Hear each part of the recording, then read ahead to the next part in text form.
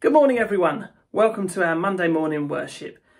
Really good in particular to welcome back some year 4 and 5 children to school this morning. Also looking forward to welcoming back more of you on Thursday of this week. Hope you have a really lovely day in school, those of you who are in school today. This morning we're going to be thinking again about our school value of forgiveness. A few weeks ago we enjoyed the story of the lost son. We saw how forgiving and loving God can be, even when we really mess up.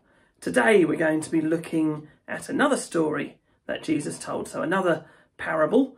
This one has something to teach us about our own attitudes to forgiveness and towards forgiving each other. This is the story of the unforgiving servant. Peter asked Jesus a question. If somebody hurts me, he said, and then says, I'm really sorry, how many times should I forgive him and say, hey, that's okay? Before Jesus could answer, however, Peter offered an answer of his own. He thought it would sound good. He thought it would sound big-hearted. He thought it would be the kind of thing Jesus would like to hear. Should I forgive him 7 times? He said. It seemed like a lot of times to Peter, but Jesus was not impressed. No, answered Jesus, not 7 times, but 70 times 7 times. Peter did some quick sums. That was a lot of times. A whole lot of times. More times than Peter had ever forgiven anybody. So Jesus told him a story. Once there was a king, and one of his servants owed him money. Not a little money, not lots of money, but loads and loads and loads of money. Millions and millions and more. One day, the servant was brought before the king, and because he could not pay what he owed, the king commanded that the man and his family should be sold as slaves. The servant fell to his knees. I'm really sorry, he cried. Be patient with me, please. Just give me another chance, and I promise I will pay back everything I owe. The king looked at his servant. He felt sorry for him. And then, much to the servant's surprise, the king smiled and said, hey, that's okay. Then he called off the debt and set him free. The servant left the palace celebrating, and that's when he ran into another servant, a servant who owed him money. Not loads of money, not a lot of money either. A couple of coins, that's all. Did the first servant remember what the king had done for him? Not for a minute. He grabbed the second servant by the throat and he demanded to be paid. So the second servant fell to his knees. I'm really sorry, he cried. Be patient with me, please. Give me another chance and I will pay back everything I owe. But instead of saying, hey, that's okay, the first servant had the second servant thrown into jail. Now word of this got back to the king, and he was so angry that he had the first servant dragged before him again. When you came to me and said, oh, I'm really sorry, I called off your debt and said, hey, that's okay. Why couldn't you do the same? And with that, the king had the servant thrown into jail until he could repay what he owed. Jesus looked at his friend. God is like that king. I'm really sorry. That's what we say to him. More times than we can count. And even more times than that, he tells us, hey, that's okay. And all he really wants is for us to tell that to each other too. I'm really sorry, said Peter. I didn't understand. And Jesus just smiled and said, hey, that's okay. What an important message Jesus has for us in this story about forgiveness. Can you remember how many times he said we should forgive someone who does something wrong to us? Peter asked him if we should forgive someone 7 times. And what did Jesus say? 70 times 7. Now, those of you who are good at maths might be shouting at the screen right now, that's 490 times. And you would be right. That is what 70 times 7 is. But I don't think Jesus even meant that number. I think what Jesus was telling us is that when someone's sorry, we should be like God and forgive them however many times it takes. It's a way of showing love, isn't it? In the story, the servant who had already been forgiven himself wasn't prepared to forgive someone else. But the message is very clear. If we want to be forgiven for the things that we do wrong, when we're sorry, then we must be prepared to forgive other people who do things wrong to us too. Now, if you'd like to, I'm going to invite you to join me as we share a prayer. This one was written by Madison in Year 5. So shall we pray?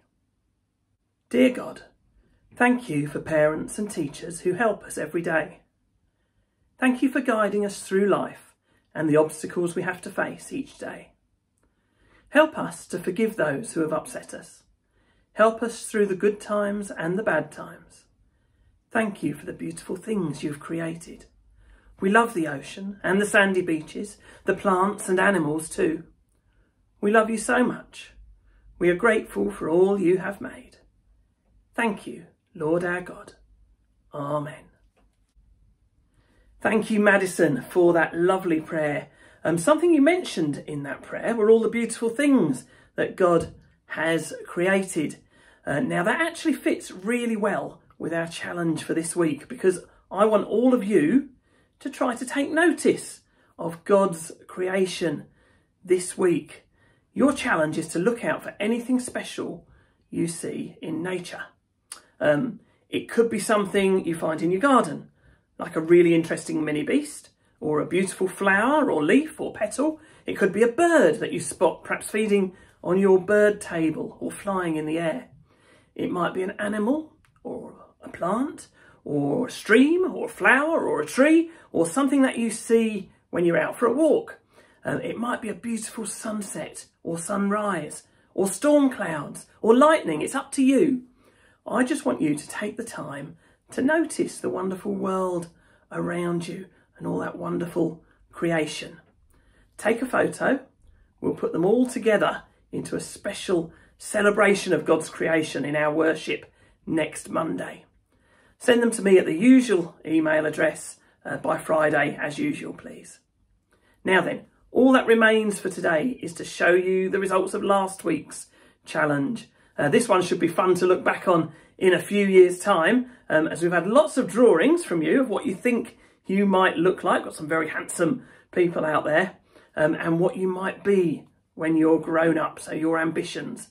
Let's take a look into the future then, and I'll see you on Thursday for another worship time together. I'd like to be a zookeeper. I want to work in Hollywood at Dunkin' Donuts. When I grow up, I want to be a top Olympic athlete.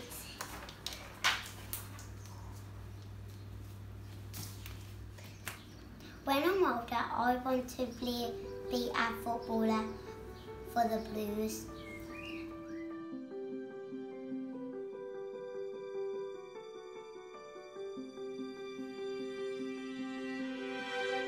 I close my eyes and I can see a world that's waiting up for me, that I call my own.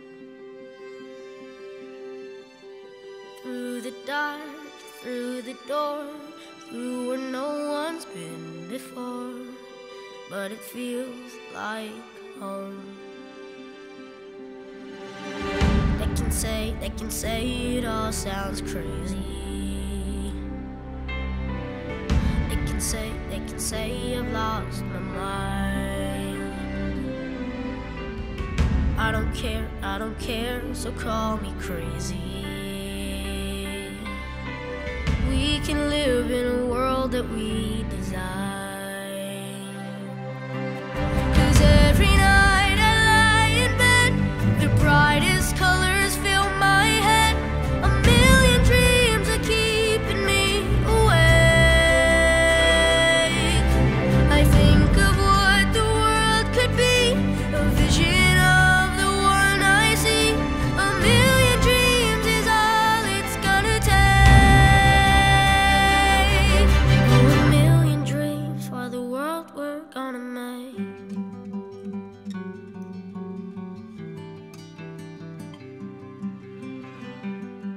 There's a house we can build.